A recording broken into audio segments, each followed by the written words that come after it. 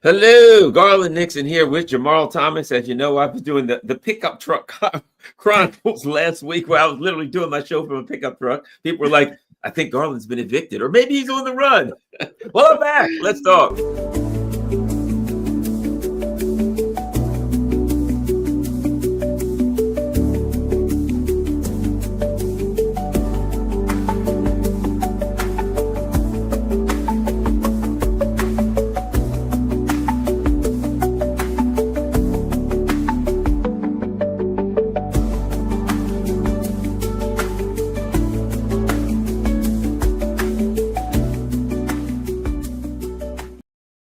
Well, I want to thank everybody who sent, who donated on Buy Me a Coffee and Patreon, so I don't have to do the show from my pickup truck anymore. I'm back under a roof. How about that? So Jamarl Thomas is with us, and don't forget when we do our shows that we usually do Monday, Wednesday, and Friday at 4:30, but over the last week I've been gone, and he lost his phone, and we had a few bumps in the road over the last couple weeks, but I think we're going to try to get it all smoothed out now. All right, let's talk. By the way, today's not Wednesday, is it? So there's bumps in the road, I say, bumps in the road. At any rate, we got plenty to talk about. If you're watching this and you're not a member of Jamarl's channel, you're not a subscriber. Remember, we run these shows on both of our channels, so make sure that the people from this channel follow, subscribe to Jamarl's, and vice versa. All right, let's get going, Jamarl. This is here's what's interesting. A week of negotiation. It's all about negotiation. Trump wrote The Art of the Deal. He's going to get a deal with the Russians, a deal with the Iranians, and now he's going to get 140 deals with 140 different deals. I have yet to see one deal. You have to. Stephen Covey had a book called the guy that did the 7 Habits of Highly Effective People, and it was called The Speed of Trust. And basically, it was talking about negotiation, saying if you got trust, you can get a deal like that with anybody. They trust you. I'll give you this. I'll do that. I'll do that. You trust each other. We'll go. No trust, no deals. So the Mr. Deal Maker himself, Mr. Let's make a deal. I can get a deal. Nobody trusts. Forget Donald Trump. Nobody trusts the U.S. to keep its word. No. I don't think he's getting any deals, Jamarl. Spooning is not coming back. RT is not coming back. I'll say that outright. They've leaked. Let's go to the Ukraine one first. Yes, they've leaked elements of his documents that he is proposing to Russia, and I read that and I was like, he can't be this incompetent. It's astonishing, and I thought to myself, either he is that incompetent, or this is a deal designed to fail. Now, if you remember, initially it was, I'm going to pass all these sanctions, and I'm going to do this, and I'm going to do that, and he's gyrating around about how he's going to punish Russia and punish Ukraine if they don't do this. And then Rubio comes out and it's like, look, man, we ain't got all day. If we don't figure out if these guys can get a deal, we're going to walk. We're just going to leave it. And then Trump echoes Rubio. Rubio's right. We're going to call it a day if they don't get a deal. And I thought, you realize Russia's okay with that. They didn't want you involved anyway. Right? Like, they're winning the war. Ukraine is like trying to get women into the military because they can't supply the manpower. Have you seen the videos of these guys, these goons running down the street, chasing and grabbing guys and throwing them in trucks? Why do you think they're doing that? They're doing that because they're short of manpower. Nobody does that if they're not short of manpower. Russia's not short of manpower. They're replacing their ranks. So you have, some of the stuff is a logic issue. You have 150,000 people that go in for the special military operation. They take 20% territory. Ukraine can't stop her from doing it. So what happens when you get 1 million men, more or less, and you get a Ukrainian military that is depleted in weapons and manpower and is losing ground continuously on all fronts? Pushed out of Kursk. The Belgorod operation hasn't gone anywhere. The offensive was comical. I mean, hell, they even made a promo ad for it just before. Have you seen the promo of that? Oh, yeah, they had a trailer. It is the funniest thing. Trailer. It is a great trailer. I will give them credit for that. That is a damn good trailer. The money that Europe and America spent on that trailer, fantastic. The big guy with the beard, and he's like barking stuff out. We will defend Ukraine. It's like, wow. That guy's dead. That guy's dead. If he wasn't an Everybody actor, he's involved is dead, dead. right? And Trump comes out with a deal that says in 3 days or more, we're going to release the plan. I'm like, okay, I'm super interested in this plan. If you listen to Witkoff or in Sean Hannity, he inspired me. No shit. I listened to Witkoff and I thought to myself, whoa, Witkoff is feeling this. Like, he is so optimistic. He is like, we're going to have a real deal, and there's going to be economic relationships and ties that is going to transform the relationship between Russia and America for the foreseeable future. And I'm like, whoa, that's amazing. That's great. And then I see the plan. And Trump is like, well, we're going to give you the 5 territories. Okay, dude, you're not giving us anything. We've already taken them. You shit about it. So this notion that you're giving us anything is nonsense. But okay. If that's where you want to go with that, fair enough. And then he says, we're no NATO. How do you prove that? How do you validate that? How do you validate to me the country that initially was neutral on its own constitution is going to remain neutral and not be part of NATO when you leave office, or hell, 2 years down the line? And you get Mark Rutte out here saying, when there's a deal, we will revisit this issue of NATO. Okay, right there, you have problems, but let's put that to the side for the moment. Then he says, after granting you these 5 regions, we are going to somehow take ownership of the Zaporozhye nuclear power plant. So you are taking something that is in Russian territory? Are you, like, under their own constitution? That's what you're effectively saying. And it's like, and maybe we'll put peacekeepers in. All of these are fails. And I keep thinking to myself, he has to know that. Like, there's certainly Russia who have said over and over again, A, we're not freezing the conflict. Why would we do that? We're moving on all fronts. Why would we freeze it and allow you to put more weapons into Ukraine after all the blood and treasure we've expended? And we would have to effectively do this again at some other time. And it may pop off just like it did in Syria. Why would we do that? Why would we do that? A, we don't trust you. And B, we're the ones that are on the move. And the notion that you're going to say, and by the way, we're going to take the power plant. How are you going to, like, none of this entirely makes sense. And I kept saying to myself, he can't be this insane. Like, this is not a deal. This is a document that seems to be crafted specifically to be rejected, which it will be. Now, from the standpoint of Ukraine, the only person or the only side that is bothered by this notion of we're pulling out is Zelensky, who's out there screaming for ceasefire for 30 days, despite the fact that he's violated every ceasefire that they've ever, that's been enacted. And so it's like, I don't know what the hell is going on. I don't know if this is Trump's way of saying, all right, I did everything I could to get a deal, I'm walking. I don't know if it's that, or he really believes that this is a legitimate deal. And to be fair, there may be 2 tracks. There may be, okay, there's a war and there's business relationships. And in the business relationships, okay, maybe we could talk on this. Maybe, you Kirillov, Witkoff is going over there talking about business. Maybe that's one angle of it. But the war, he knows Europe is not going to be for anything that I propose, or that I could get Russia to agree with. Ukraine is not going to be for anything that I propose that I can get them to agree with. It was like Ukraine is agreed with 95%. And then an article comes out where it says, no, we don't. We have no idea where we get the number from. Right. Like, are you serious? This is what they're calling negotiation. And what should have been a painstaking negotiation that takes place over like a year or more. He's like, we got to get this done in a few days. This is not serious. It's just not. I'll put it like this. I can figure out that not only will Russia not accept the deal, Ukraine won't. And I think to myself, it's horrifying if some schlub on YouTube like me can look at this and just say, hey, neither side's going to take this deal. But Trump's got like highly paid people. He's got NSA intercepting kind of all kind of information. Hell, he's probably listening to me on my phone, telling a friend. The Russians will never accept that. Neither will the Ukrainians. They're here listening to that, if nothing else, right? They got all of this powerful computer hackers. They got brilliant, supposedly people that are going over documents, historical precedents. They're looking over everything. And they can't figure out, but you and I can. They can't figure out that the Russians and the Ukrainians will both say no.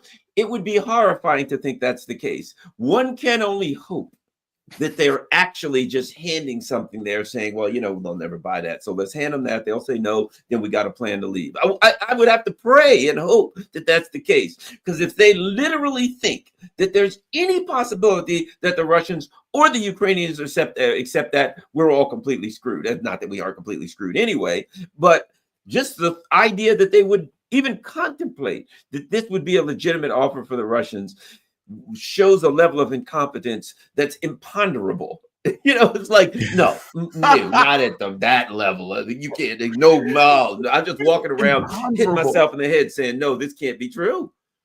What is it? Imponderable. Yeah. Everything you just said, right? I could not believe that this morning. Look, for the audience, just full transparency. When the company went belly up, my thought was, I don't know what's happening. And I think a lot of people at the network was like, we have no idea what's happening. They're going to be negotiations. Who knows what they come up with in negotiations? And so I need to kind of be in limbo and just see what happens. So I don't want to nail myself down at any particular location. I'll just float and see what happens.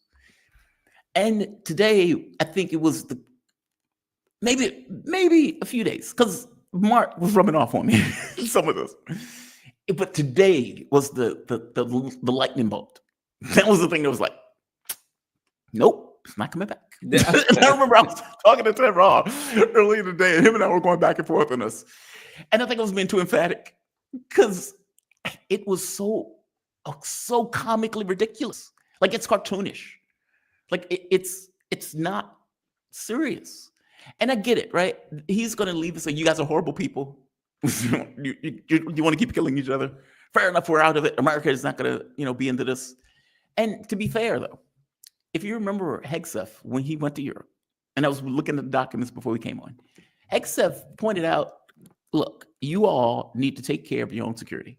We are no longer doing this. We need to focus on China. That's what we need to focus on. So you need to take responsibility for Europe.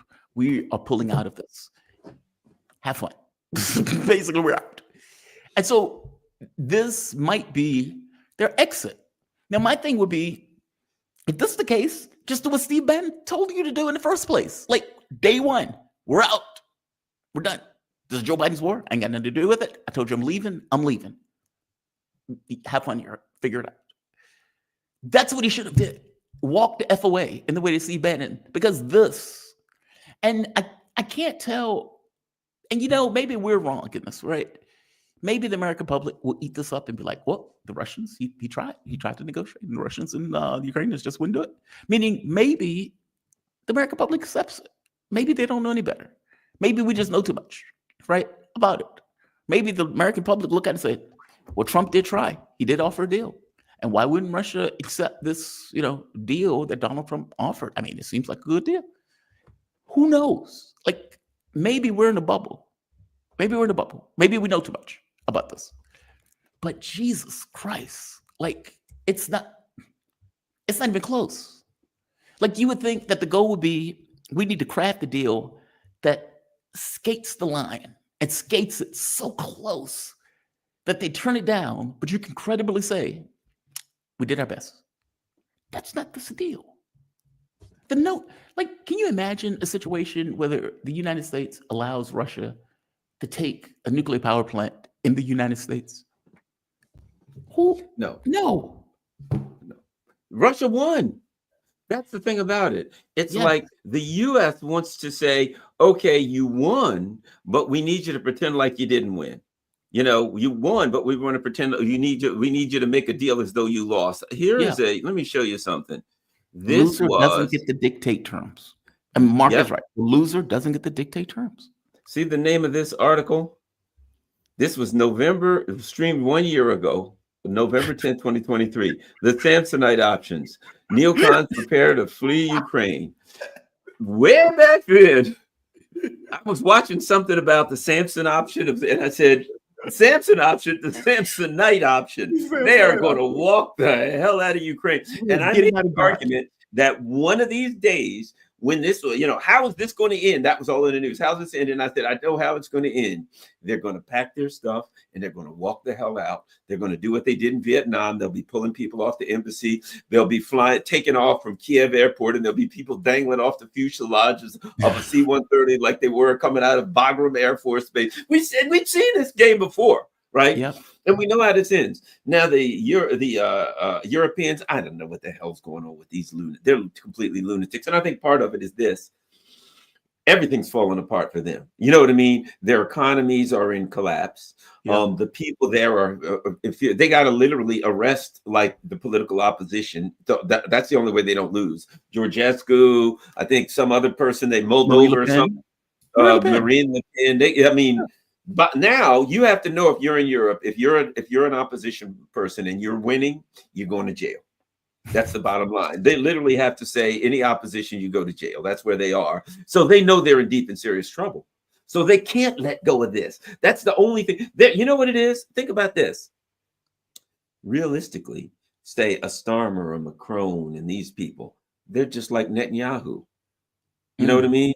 If the war ends, Netanyahu's out the door and he may be, in the jail, right? These people are like, if this thing ends, what the hell happens if people start telling people what we were doing in Ukraine, how we were stealing money and pilfering things and moving stuff around and selling stuff on the black market, which no doubt they're doing, right? So you've got these people in Europe who are tied to this thing saying, oh my gosh, we're politically screwed. Our career's over. Everything's done if this falls apart. We told our people, you have to suffer. You have to be deindustrialized. You have to get your pipelines blown up and keep your mouth shut so we can defeat the evil Putin. Because if you don't, he's going to cross the line and he'll come all the way to the English Channel.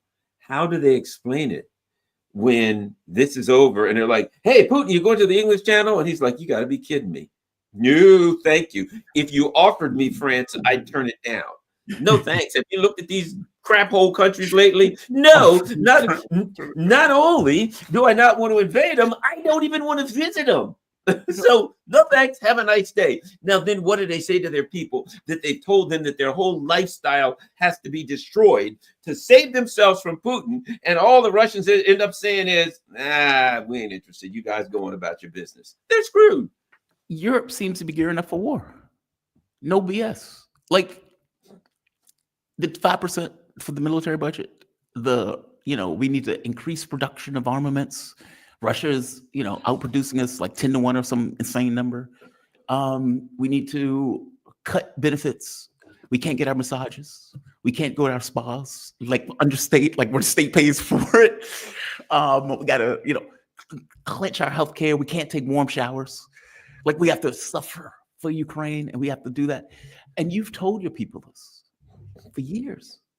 You've went with this idea, mythical idea, that Putin is a cartoon figure, and he is like, like, I don't know, some evil figure off of Dragon Ball Z that just wants to take over the world, as opposed to the reality of events of a human being dealing with an existential crisis that is happening on that border.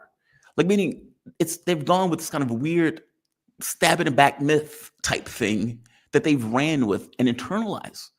And you get the Starmers, the Macrons, Maloney is basically about out of it. That lunatic that looks like a Nazi in Germany, that guy, who former BlackRock CEO, Mertz or whatever his name is. Mertz, that's his name, Mertz. Like, you get these people who seem to be trying to get Europeans killed. Feed them into the wood chipper. And, to take a phrase from Brian Beletic, they are literally gearing up for a conflict without an honest assessment of what would we do if this was on our border. And I say this as an American. Like, I'm not saying this, like I'm sitting on the moon. I'm saying this as an American. We had the Cuban Missile Crisis in this country, where the Soviet Union was trying to put missiles into Cuba. They actually did put missiles into Cuba. And Kennedy had this question of, do we do a bombing run to blow up those missiles? And I remember there's this famous call where he called Eisenhower, and he told Eisenhower, he says, hey, do you think Khrushchev is bluffing? And Eisenhower was like, yes, Khrushchev is bluffing. He wasn't bluffing. Like, that's the wild part, right? The military people were telling Kennedy, we need to attack. We can launch. We can take out all of the Soviet Union. They can take out our Eastern Seaboard. But hey, it's just our Eastern Seaboard. We can take out all of them. And Kennedy was like, these people are lunatics. Like, they're sociopaths. They're out of their goddamn minds. And his thing was, let's do a blockade. Meaning trying to incrementally, go up without doing something that would trigger what is effectively a nuclear exchange between the two countries. But the point I'm trying to make here is Kennedy was willing to end the world for security of the United States. And this is happening on their border. And for whatever reason, that historical context evaporated, completely evaporated. And they are gearing up for seemingly a conflict without an honest reflection of, hey, is this a good idea? Like, they keep dragging the world into war. Whatever is wrong with them, they keep dragging the world into war, and they're trying to do it again.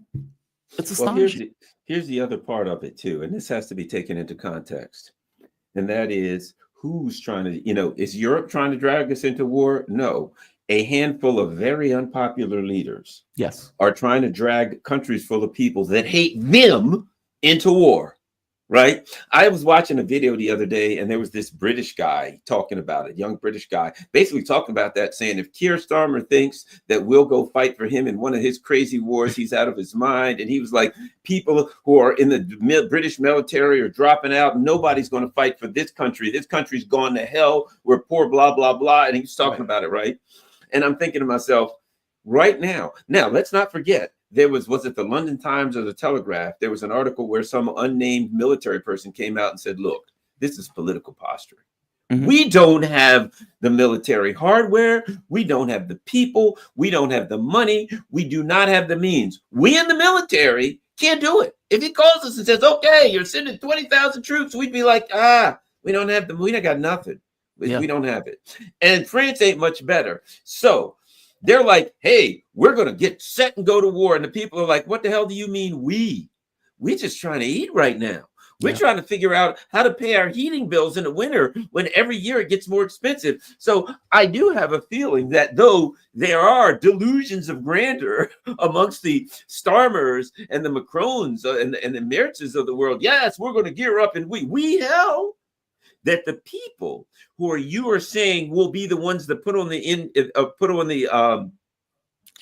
uniforms and go march into Ukraine and get mowed down like cordwood would turn on that country and burn it to the ground. If they were to say, okay, you got like 14% approval rating. Yeah. I do not see how a leader with literally 14% approval rating can say to his country, okay, you guys all hate me. Fair enough. You're all poor. Things are going to hell. I got that. But here's what we're going to do now. We're going to bring you in, put uniforms on you, and you're going to go over there, and you'll probably be all killed by the Russians. How's that sound? I have a feeling that their devious and diabolical plot would not be adhered to by the average person who's out there trying to figure out how he's going to afford his next friggin' baguette. I don't even know if they will be in power, to be honest. Exactly. Because if you think about it, political parties that used to be radioactive have started to bubble up into the mainstream. The AfD in Germany, they consider a Nazi party, for God's sake. That party is like number 2 in Germany at this point. Look at everything they had to do to keep Marie Le Pen's party out of power in France. I mean, they were horse trading and everything. Like, they were like, okay, I'll give you this vote and I'll take that vote and we can keep them out of power. Okay, if you have to do that, something's wrong. That's not a typical political race. That is you doing everything in your power to keep one political party out of power that is popular enough where you even have to do that. Okay, but why is she popular? Or why is that party popular? Why is that quote unquote Nazi party popular in Germany? Because among everything else, they're like, why are we doing this? It's that. why are we doing this? We are damaging our industries. We're hurting our people. So we may hate immigrants, but at the very least, we don't want to go to war. And people's like, that guy. We're like, that they're right. We need gas. We need energy. We need it to be at a decent cost. We don't really want to go fight the Russians. So let's not do this. But as you point out, there's a small clique of elites that seemingly are just chomping at the bit to have Europeans shot in the face and die in the mud in Ukraine. I don't know why they hate their population so much, but they clearly do. Because that's Remember what Baerbock said it. I don't care what I don't care what the voters want. We're going to support Ukraine no matter what, even if they've got to give their lives. You know, she didn't say that. I'm adding that, but it was whatever. We'll support, even if the care what the voters think. I'm ready to sacrifice them. Yeah. And all of their families and their lives and their children. I'll sacrifice them all. What do I care what they think? Their job is to die when I tell them to die. And when it's time for them to die, I expect them to do it. So you're right. I'll put it like this. You think the numbers for the AFD or the French Front, National Front, or whatever it is, are high now. You let them people say, you know what, we're going to go ahead and get our army together and to go to war. They'll go up to 99%. All the people, when they start thinking, wait a minute, I think he means me. I think they actually mean I'm the one that's got to go. At that point, I remember a while back, I heard Jeffrey Sachs say, this was at least a year ago. And he said, you know, I've talked to a number of personally, because he said, I don't think they're going to send any troops in. And he said, I talked to leaders in Europe personally. And I asked them, how many troops would you be willing to commit? And he said, they said to me, well, none really, because if we did, we tried it, our government would fall. And that's the part of it too, is you wonder how much of this European thing is desperation and bluster. And that if the rubber met the road and Trump actually said, I'm out, it's all yours. And now they had to support Ukraine with all of this money, that it was all theirs. You wonder how they would really be able to deal with that, because it's no more bluster anymore. You got to come up with the money. You got to come up with the weapons. You got to come up with everything. It's all you.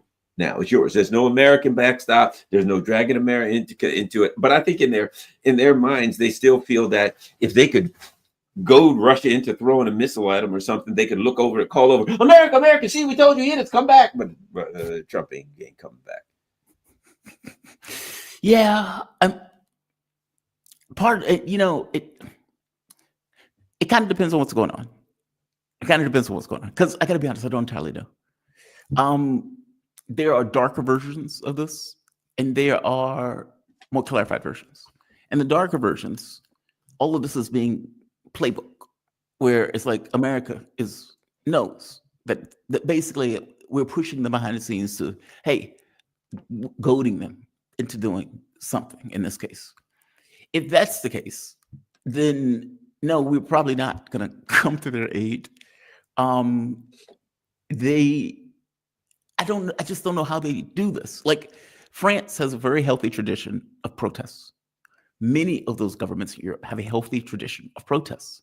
I get the sense those governments will collapse. I think you're right. Yeah. If they were like, we're going into Ukraine and we're going to fight the Russians, I think they would burn that shit to the ground. I really do. Like, I can't imagine in my mind that they would be hyped up to do that. Now, they've been seeded with a lot of racist rhetoric, a lot of jingoism. I mean, for God's sake, they wouldn't even celebrate the Second World War. Yeah, right. They wouldn't even celebrate D-Day or the Russia taking Berlin and whatnot. They wouldn't do it. And you think to yourself, the Red Army liberated all of Europe, for God's sake. How are you not celebrating this? Even if you take issue with Russia now, that happened. That's a historical fact. How are you ignoring that? You guys would be speaking German right now if it wasn't for the Red Army. And yet, still can't bring themselves to do it. And so you think to yourself, okay, what are they seeding in their population from a propaganda standpoint? And does that translate into people being willing to go and die? I don't know. I don't know the answer to that. If it is what it looks like, where Trump is like, we're pulling out, we're tired of Europe, Europe can take care of itself, and we're going to focus on China while you deal with the European thing. If that is what it is, then I think you're right. I don't. If they are insane enough to put troops in, and by the way, Russia continuously makes a point. If you notice, when they were at the what is it, Kilroy Roy, I believe, that restaurant where Russia hit it with a missile Yeah. and killed all those people that were in NATO and in Ukraine, and then when they took them to the hospital, bombed the hospital. Also, basically make it a point: wherever you are, you will die. If you're here, wherever you are, you'll die. They hit the military thing in Sumy. Wherever you are, you will die. Like basically making a point. Even when Root was in Odessa, when he left, bombed Odessa. That could be you. That could have been you. Just know, if you come here, you will die. They continuously making that point over and over and over again whenever they get wind of NATO troops being in Ukraine, because they have to. You can't have a nose under the camel's tent. Then you can't have a situation where they're like, okay, we're going to put 1,000 French troops in, they wouldn't dare hit us. Okay, because then you're going to put in another 1,000, right? You got to kill that 1,000. You got to make a point. And if they put in, you got to kill another 1,000. I strongly suspect that what is taking place, I think Telizhenko is right. He pointed out, he says, they're trying to force Russia to take all of Ukraine. They were trying to force a guerrilla war. That they understand that they've lost basic war. And that Russia's main objective was to take the Donbass region. They wanted to take the Russian territories, or let's say the 4 regions that they effectively put in their constitution. But they didn't really want to take all of Ukraine, because you don't really want to take Nazis, right? You don't want to have Nazis in this. So they wanted to effectively take this. By the same token, if you leave West Ukraine, what are they going to do? This rump state is now going to get weapons, bullets, guns, missiles, artillery, etc. In which case, you're stuck fighting another war X number of years later, which means you basically are forced to take it all. In which case, Europe now has subversive elements in the midst of the conflict, or in the midst of what is going to ultimately be a guerrilla war. And you're going to be stuck fighting a guerrilla war for 10 years with Europe putting all of the money and everything else that they could into that war. And his point was, that is so wrong. Like for people to say, like, I keep making this point, like, the people who scream the loudest that we support Ukraine are the people that are killing Ukraine. And that is, to say sociopathic, evil is not strong enough for it. They are actively and knowingly getting all of these people killed purely for geopolitical reasons. Now, I've always said, and I know it sounds brutal, life doesn't matter in geopolitical sense. It matters in so much as you can use for propaganda purposes, but not as you are mapping stuff up. You don't care about the people who die in those instances. Your job is to get something accomplished politically. Okay, we lost the war. Ugh, that sucks. What's the next thing we could do? Oh, I know. We can do a guerrilla war. We can make Russia take it all. They could do it. Ukrainian military is going to collapse at some point. And when it collapses, we can call it occupied territory. And we can treat it as if it was occupied territory by funneling stuff into it in order for them to fight the Russians in the West. It's like that seems to be the plan. Because otherwise, I don't know what else they're doing. Like, if they believe that Ukraine is going to win, they're delusional. I don't think they're that delusional. I have to think there's another plan at work. And plan B is guerrilla war. And by the way, this is something Mark said also. Like, I used to ask him. There's an article about it. Remember in the New York Times, like before the war, when the war first started, there was an article about it saying the CIA was preparing them for a guerrilla war after the war. Yep. And I kept thinking. I kept early on, like within the first year, like, how does this end? How does Russia extricate itself from this? You can't stop. You're in. How do you stop? And there was never an answer. And I think at one point, Mark, in the beginning, he was like, yeah, we just want this particular component. It's a special military operation. It's contained. And at a certain point, it became, you got to take it all. There's no way out. You have to fill the space. If you don't fill the space, they will fill that space. You will get peacekeepers in Ukraine at that point. You will get troops in Ukraine at that point, which is a worst case scenario, or it's a worse scenario as opposed to taking it all and having the guerrilla war. That Yeah, sucks. That yeah. just sucks. And the other possibility to me, there's two possibilities: that there's some diabolical plan, and the other possibility is that there is none. The other possibility is they don't know what to do. And if I'm saying from the perspective of the Europeans, I think the Russians have a number of alternative plans depending on what happens. But the other possibility, and as inept as the Europeans and the neocons have proven to be, I wouldn't be shocked, to be quite frank. As inept as they've been, as stupid and boneheaded as they've been, I wouldn't be surprised if they didn't really have a viable plan. If they weren't like, we just got to keep this thing going because I don't know. What do you do? I don't know. What do you think? I don't know. Maybe we can do this or that. But there's no real plan because they're so inept. So I don't know. But let's move on. Yeah. Tariffs. So something I've been seeing more and more of and hearing more and more of is this.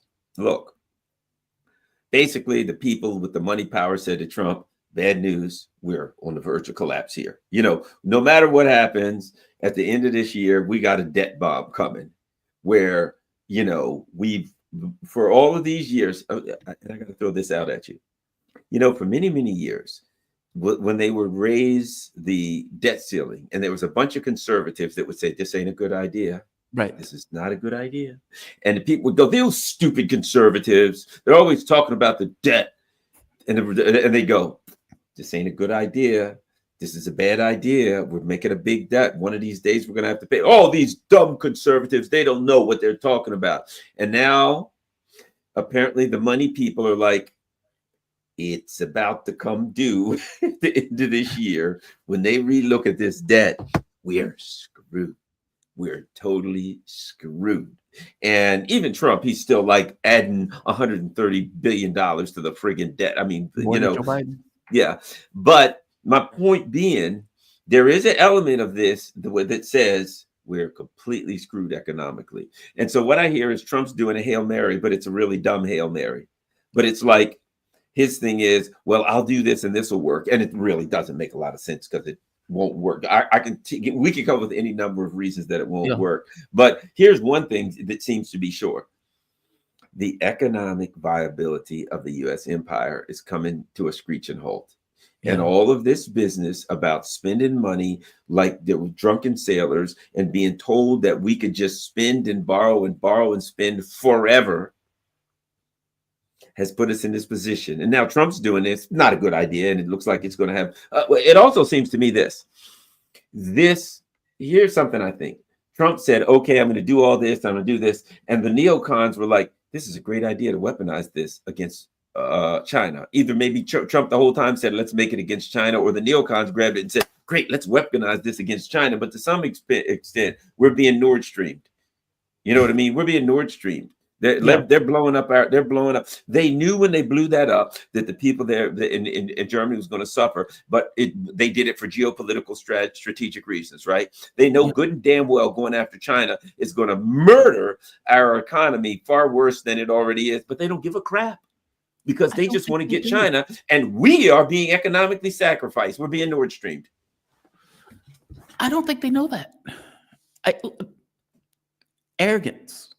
Hubris is a real thing. Like, they didn't go into the war with Russia thinking Russia was going to win. They thought the gas can masquerading as a country was going to lose either from an economic sense or from a military sense, and most likely both.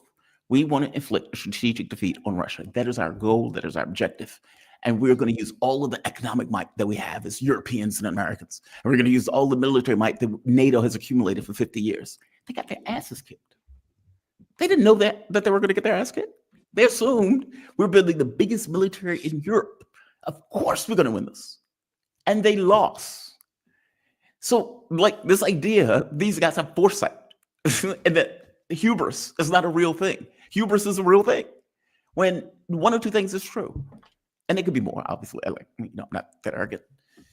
In one sense, either Donald Trump saw what happened to Europe when they disconnected from Russia, meaning Russia's GDP went up, Europe's tanked, because they didn't necessarily have the energy that they were using before in order to make their garden, as they called it. And so this is Trump's way of disconnecting from China, a brutal way of doing so, but disconnecting from China in a way that we're doing, as opposed to, you're in the middle of a war, something like that. The other thing is he really believes that this is going to bring back business and that America had the economic power to effectively tariff the world. And so he comes out screaming at the world, tariffs are everybody, and we're going to bend everybody in the shape. And China's like, you're not the boss of me. And Trump is shocked by it. And he's like, I don't understand why China doesn't call me. They're not calling you, dude. You're not getting that phone call. Xi Jinping is not picking up the phone call to call you. They are in it for as long as it takes. And they have escalated day after day after day after day. Trump has stumbled into a trade war that he can't pull himself out of. And I would argue on some level, hubris. Hubris. The belief that we have this economic power. We are America. We can do anything. Joe Biden used to say that. We're America. We can do anything. Okay, they internalize that.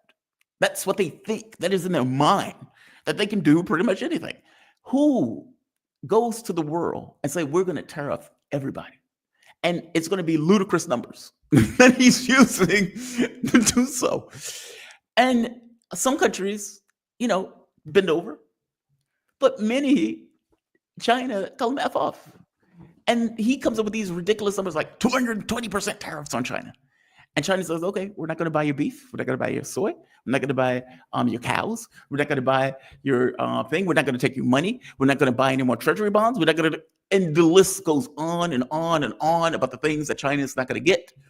Whereas for us, because we buy these things from China, okay, that's a problem, right? Like if you're going to say, we're going to put all of these tariffs on China, a country where we get a huge amount of products and items from, and then have to immediately back away. Okay, not electronics. Okay, well, 3/4 electronics come from China. So you've backed away. Okay, 10%, as opposed to the numbers that we were going before. Again, you're backing away. This is you, on some level, capitulating in an experiential acknowledgement that the power that I thought I had, I don't actually have. When the bond markets are, going haywire, when treasury yields, what basically, treasuries are typically the area where people go to for security because they think America has a $1 trillion military. It's not going anywhere. The opposite happened.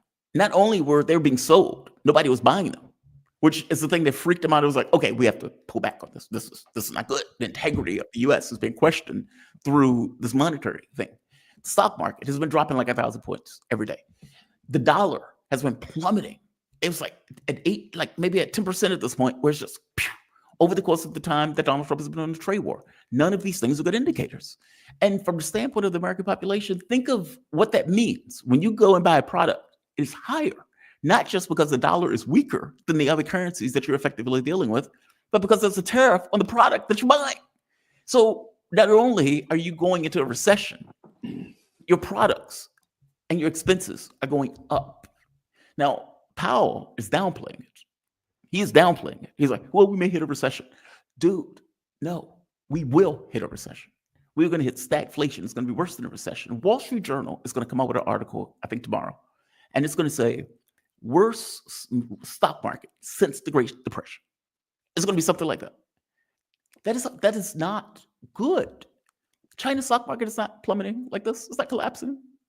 Like I'm trying to give you multiple economic indicators that indicate this is not a success. This is bad. We are going to suffer for this. And yet either he thinks we are going to somehow bring back business in 10 years. By the way, he may be dead in 10 years. He's like 80-some-year-old man. 80-year-old man. Or he thinks we need to wall off for China in order to prepare for war. I don't know which one it is. Neither of them is good. And here's the thing. Okay, so within a few, again, you're going to drag the United States into war with China when the people are pissed because they can't even put a roof over their head. I'll put it like this. You ask the 30 and unders in this country and tell them, okay, we're going to draft you and send you to war. Tell me they'll burn this damn place down. You know what I mean? The 30 and under people in this country. I don't know, man. Americans we don't protest like that. Like in France, they would burn it down. They would literally burn it down. Look at the numbers of people 30 and under in this country. that like don't vote, that left the Yeah. parties 70% or in favor of socialism. I mean, all of these numbers say the people that would have to fight the war Right. are like furious. They can't pay their college loans. They are not voting for either party. You know what I mean? They're furious. And those are the people you're going to say, all right, by the hundreds of thousands, we're going to stick you in a boat and send you over to China to get killed. And you'll probably be hit by a torpedo and killed before you even get there. Yeah. Good luck with that one, buddy. Good luck with that one. This again, a leader, I remember 91. Mhm. 91, and I've read a lot about this too.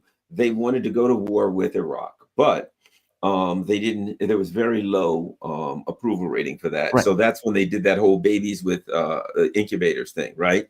They did that because they didn't have a high enough percentage, and they knew we can't go to war with like 25% of people. Here's my point: you wouldn't get that number now for actual war with China. So you tear your country apart. The idea of countries going to war when all the people are furious at the leaders, unhappy and struggling, I don't know. I just find it hard to believe that would happen. But at any rate, and hell, let's be honest, very shortly we'll be too broke to even be able to afford to buy the things we need. If the dollar goes through, continues in the direction that we are, what the hell are you going to buy? The dollar would be worthless. I'm glad you mentioned that. If you notice, much of the money that we spend is purely fictitious. Mm-hmm. Like if you think about it, we're 36 trillion in debt. You mentioned conservatives. Well, I remember conservatives saying debts don't matter. Dick Cheney. Oh yeah, well, when they got in office, when they were out of office, they were opposed to it. As soon as they got in office, they were, right. Trump put what, $9 trillion on the debt last time he got into office, and he's spending more than Joe Biden now. And this clip, and the notion of Doge is a joke. It's a joke. It's absurd. Like we're gonna save, $500 billion, and the Republicans are gonna put 20 trillion on the debt. Okay. And they didn't save like 1/10 of that or something. Yeah, it's absurd. Like, right. So we got to lay people off because it costs too much to run government. But we got to increase spending by like you said, by trillions and trillions of dollars. Yeah. And we're going to take the military to $1 trillion. We're not fighting any wars, by the way, but we're going to take it to $1 trillion. It's absurd. Like it's ludicrous on its face. And to make it even worse, we spent $10 trillion that wasn't even put on the budget. If you remember, when Obama got in office, he had to put that on the budget. And the Republicans were like, oh my God, Obama exploded the budget. He was putting on the budget Bush's wars that Bush didn't even include. They spent $10 trillion on Afghanistan and Iraq. That money came out of thin air. Just that. And Putin, I remember Putin gave a speech where he was like, how? It's like, if you had the ability to print $10 trillion out of thin air, what can you do with that money? Like, think about it. Like, it's high-speed rail. High-speed rail for one. Yeah. Or go to war in Iraq and in Afghanistan. Like, it's that number is astonishing. High-speed rail, healthcare, education, get rid of homelessness, rail all throughout the United States. Like, you could do really good things with that money. Our country could look like China looks.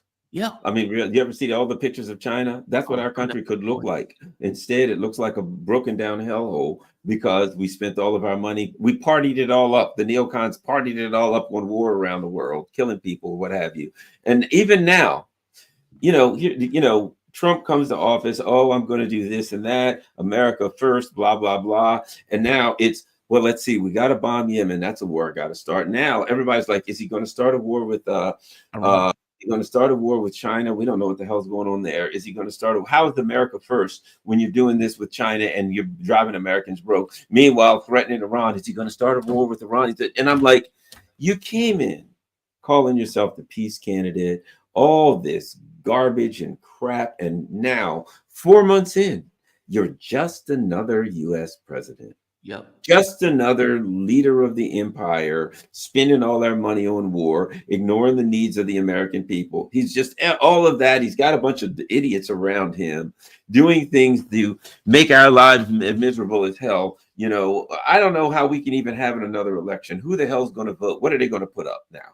Two clowns who are going to say whatever. Why would anybody, if right now, if it was 2028 and people were saying, what do you think? I'd say, what are you talking about? Yeah.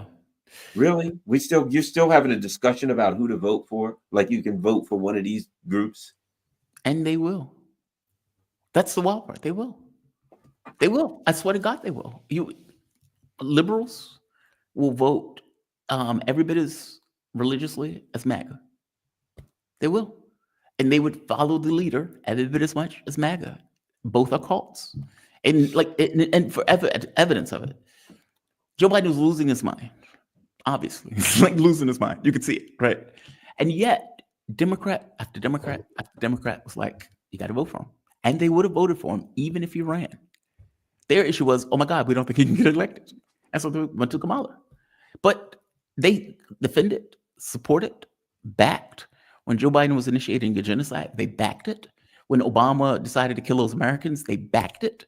Like you can go policy after policy. Joe Biden was going with a censorship regime, and they thought this is perfectly okay. There's no issue with this at all. Like they toed the line because that's their candidate. When the Tara Reid stuff came out during Me Too, they was like, "Oh, F that B." like, we're not giving that any mind. We're going with Some of Cuomo. them even said things like, "I don't care if he did it or not, as long as we stop Trump." They're like, "We must stand up for women, no matter what. Women, women, women. We must stand up against male patriarchy." Well, Joe Biden looks like he did. I don't care, as long as he beats Trump. Yep. The level of hypocrisy was astounding. It was stunning to watch somebody like have this moral argument. We must stand for women against this and that. All right, well, this was done to a woman. I don't care about that as long as we beat Trump. And by the way, genocide thing too. If you remember, Democrats didn't care. Liberals didn't care. Liberals were like, "Yeah, but Trump is going to be just as bad." Dude, but he's doing it. Like, he's doing it. And, people will make that argument like, "Well, but Trump is going to do it too." It doesn't matter. I don't care if Satan himself is on the. You need at least one political party that knows a genocide is not fair game. That is like, I used to make this argument that Sam Cedar would vote for one concentration camp less. Yeah, exactly. I just use it as a joke, right? Saying, I'll build 2 concentration camps. Well, I'll build one. Let's vote for the guy that's going to build one. And it's like, it's still a concentration camp, dude. Like you're still voting for somebody who is effectively building a concentration camp. That is the way they think, as opposed to, why are we building concentration camps? Like, why is this what we're supporting and voting for? And should there be at least the minutest moral clarity that this is a no, this is a fail, this is not something that you should support? No, they told the line. We got to get our guy in. Donald Trump is horrible. He's going to put Liz Cheney and shoot her in the face. Like, it's outrageous. What do you think about the Iran thing? I'm curious on your thoughts on this one. Yeah, I do. Well, here's what I think. I think Donald Trump's inclination is not to go to a war of that size. I think his inclination, he once called it off. I don't think Donald Trump wants to go to war with Iran at all. I don't believe that he wants it. I don't think he wants any major war. I think he's got his own priorities, right? Such as tariffs. But I do think that he's struggling against the neocon group. I mean, and I'm not, people say, "Oh, you're defending Trump." I'm just giving my opinion. I think Donald Trump doesn't want a war with Iran. I think he'd rather beat up on Yemen or a small country. He's fine with that. But I think that there's really a bunch of lunatics that are maybe even more lunatics than him that want it. So there's people trying to drag him into a war with Iran. This is what I think. I'll put it like this. I think there are people trying to drag Trump into a war with Iran, but I don't think Trump really wants a war with Iran. And they're pushing him into a corner where it's like, we've got to make, where did we hear this before at the beginning of this discussion? They want to present Iran with some options that Iran can't possibly take. Right. You've got to, give up Crimea, basically. You know what I mean? You've got to give up everything. You got to not have missiles. You got to completely disarm, stop everything. You have to give up your independence and sovereignty completely, and then we'll be fine. Knowing that Iran can't and won't possibly take that. And then when Iran says, "Well, look, we're willing to be reasonable, but we're not going to go this far," say to Trump, "Okay, you got to attack them now." Yeah. That at some point they're going to go to Trump. "Okay, Trump, you got to attack them now. You got to say yes." And the question is, does Trump have the wherewithal to say, "Nah, I'm not going that far"? I kind of think he does, but I'm not 100% on that. I don't know what is in his mind, which is my issue. Like, because usually I fall down on this thing where I don't, Cannabis rapper, he has this line, I can only see what is above and only from below. Right. Like you see it at a distance, and it's like, okay, this can be multiple things depending upon the incentives and the priorities of the person involved. I think it is super interesting that he used Witkoff for all of negotiations. He sidelined the State Department, and apparently they're going to cut the State Department. It's going to cut Marco Rubio's staff. I find that to be fascinating, and I think to myself, why? Why are you sidelining all of these whack jobs that you put into these positions if you weren't going to use the whack jobs that you put into the positions? He brought in a real estate guy who has no experience in this stuff, didn't even know what the regions were in Russia, and yet go and negotiate. And it's almost like, you are going to carry my vision, whatever that vision is. And so what's in his mind is the thing that is the most important. If the goal is, I'm going to pretend as if we're negotiating in order to come up with a justification for a strike, like it's a stalking horse for an attack. Okay, then they're going to attack. I think Trump has boxed himself into a corner with his rhetoric. And don't get me wrong, politicians can box themselves in with rhetoric, which means he would attack. I don't want to say I'm ultimately confident of that, because I'm not that, brave. Who knows these days? Who knows, right? But I get the sense that with his language, he would attack. Otherwise, that is a heavy cliff to walk back. Like, how do you walk that back in this sense? Witkoff, I can only go by what he said. And when he went on Sean Hannity, he pointed out, he says, well, we want to take it to 3% or something like that. The foreign minister for Iran, Argachi, I believe his name is, he was saying effectively something similar. These talks are only on nuclear sites. The first or the second talks were effectively red lines, and they seemed to have talked for like hours in Rome on the issue of red lines. Nobody threw over the table, nobody left, and they talked on the sidelines personally after the fact. So it seems like, if I take it at face value, that Witkoff and the foreign minister for Iran are saying something very similar, and whatever the differences are, at the very least, I think, okay, we can continue with these negotiations to try to meld these differences. When they were pushed, because they keep attacking Witkoff over and over, they keep attacking him, whether he's a Russian bot, he's working for the Iranians, you're capitulating to the Iranians. Then he put a hard-ass message on Twitter about, we're going to do this, we're going to do that, blah, blah, blah. But the first message, without him being pressed, was something that was, okay, we have a meeting of the minds. That's assuming what we're saying is legit. It's very possible that you're right, that Trump's instincts are, I can't predict that. I don't know what that looks like.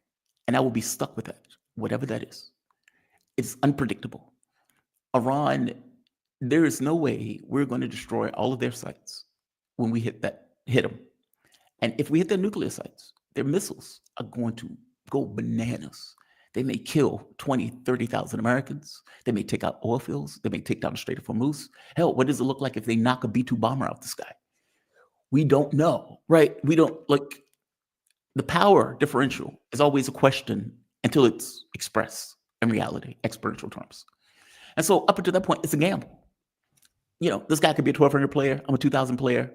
I should be able to beat him, but I could lose. Like, people have lost. You've had grandmasters lose 1,200 players. I can show you just life, right? As a grandmaster got taken down by 1,200 players. Funniest thing in the world. It can happen. And we don't even know if Iran is a 1,200 player. And so, if you are Trump and you're looking at that, and Israel is like, we should go. And Netanyahu's like, we should go. All these lunatics around them, we should attack Iran. And Trump is like, I'm the one that's stuck with that. Regardless of what you guys are saying, I'm stuck with that. He may tell Witkoff, go give me a deal. We don't have to include Hezbollah. We don't have to include, Israel's already decimated them. We don't have to include this missiles. Deal with the thing, JCPOA 2.0. Now, Iran is saying that is not enough for us. So will there be a sticking point? Maybe. But it seems like they're trying to get a deal. And in fact, there was even reporting that Iran was rather shocked by it. Joe Biden had no interest in going back to the JCPOA at all. And they made the point of saying Trump seems to be being, quote unquote, reasonable or realistic, whatever that means, within the context of the negotiations. Now, Israel is completely against this. The catch becomes, what if Israel attacks? Then what? And would America follow in? And even to the point, it's the plan. Like, that's what I mean. We don't, like, there's so much of this stuff that we don't know. Like the stuff that goes on behind the scenes, the conversations that take place behind the scenes, we don't really know. It depends on what is in Trump's mind. If it is mind, I don't want to be stuck holding this bag. I don't want to be in a war with Iran. I don't want to be embroiled in the destruction of the global energy markets. I don't want oil to go to 300. I don't want the economy to ruin. I don't want the world to be. That is a lot. That is a big bag to carry for an unprovoked attack, right? So I don't know. You could be right. My sense is that you're right. That instinctually, he's like, that's too big. We could take Yemen because they can't do anything to us. Like, we can move our ships out the way. If Iran freaks out and they lose it. And the other part of it is this. We also know, and they know, that ever since, for at least a year or more, Russia's been arming Iran to the teeth, particularly with electronic warfare. Now, I saw this video on that the Iranians put out. They put out their own trailer, right? And it was like, how would we fight back, counter the B-2 bombers or an attack from right? And they had their thing, right? And they're showing missiles and they're showing that. And then it said S-300 and they showed that. Then it said S-400. And I'm thinking, if they got S-400, they got upgraded. According to them, according to their video, they have S-400. You can't fly anywhere. Yeah, it makes sense. U.S., you can't fly anywhere near that. You cannot. If they got that, you can't fly anywhere near that. That is area denial. B2, 3, 4, 5. I don't care what you got B. It's going down. As what Andrei Martyanov said is, I said, what he says, well, the only thing the U.S. would do is stand back and throw everything they could at them, missiles. And a lot of that's the other thing I thought about. They got a lot of electronic warfare. Mm-hmm. They got a lot of air defense. The possibility is that you could throw, let's not forget, there was a thwarted attack by the Iranians with like 100 planes or something. They went to attack Iran. They got close to the border. They turned around and went back and just shot a couple missiles and left, and Iran pretty much shot them down. Everything appears that they couldn't really attack them because if they went in, they were all going to get shot down, right? So all you can do is throw a bunch of missiles at them from a distance. What happens if you go to attack Iran and they thwart it? And their air defense is far better than you thought. And you send planes or whatever in and they get shot down. You send missiles in and you launch this major attack on Iran and it bounces off. That's like worst case scenario. The worst case, not worse, but that's a bad case scenario. If you attack Iran and it bounces off, we've seen that happen with Israel. And whether it would happen with the U.S., I don't know, but I suspect they would have some big problems now that Iran is significantly upgraded in their air defense. And so I just tend to think Trump understands the level of conflict he'd be getting into. I don't think he wants, in fact, I would bet he does not want a conflict of that magnitude because, well, here's what Trump knows. If he attacks Iran, the likelihood is that sucks all the air out of the room. Anything he was planning on doing economically, you can forget that. Anything he was planning on doing in any other part of the world, you can shut all that down.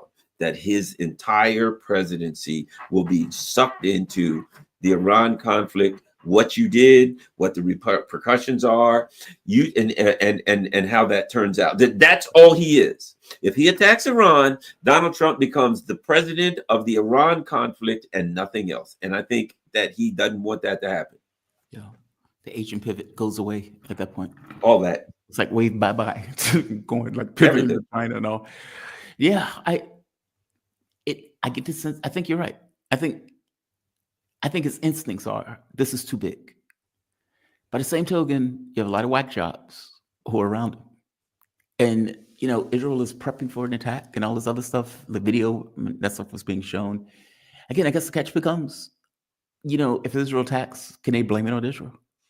Well, one thing is pretty obvious too. I haven't read a lot of. They can't attack without us because it's too far away, and we have to do the refueling and a lot of that stuff. So they can't attack without us. Yeah, that's the other interesting part. because they were like, well, we're going to do a limited attack. That article didn't make sense. Like Yeah. I read, I was like, wait a minute, how are they attacking? And they need the U.S. for this limited attack, and yet they're like, Donald Trump is trying to have negotiations. This doesn't entirely make sense.